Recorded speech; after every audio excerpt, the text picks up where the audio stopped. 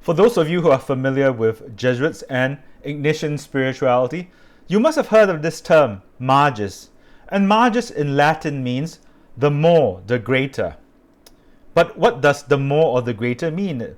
One way of understanding it is for the greater good and for the greater glory of God. But then again, it begets another question. What does greater good or greater glory of God mean?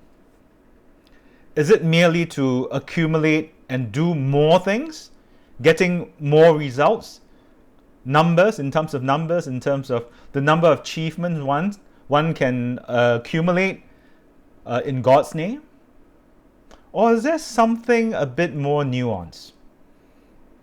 I think what it means is when one says MAGIS, when one says for the greater good, it means that one should transcend oneself. One should think of others beyond oneself when we make a decision, when we take an action. Consider today's gospel reading. Jesus told his disciples, I know that you are sad because I'm going away, but I have to go away in order for the advocate, the Holy Spirit, to come.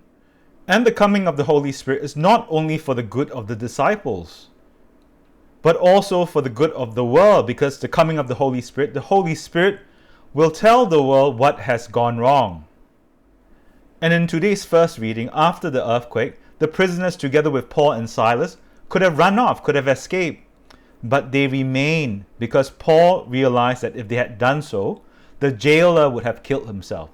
The jailer would have suffered because he had failed in his duty. Paul and Silas were thinking about the jailer.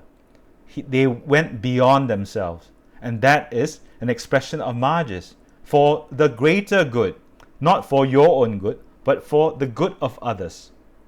My friends, the MAGIS, I think, is associated with the very notion of self-transcendence, something that's quite central to Christian living.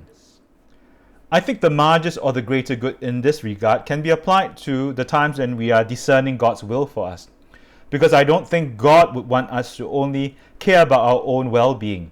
When we decide on something, when we decide on a particular path to take, it's not just for our own benefit, but we have to give due consideration for the needs of others, for the well-being of others. And this is what I think a good Christian is, to love God and to love your neighbor.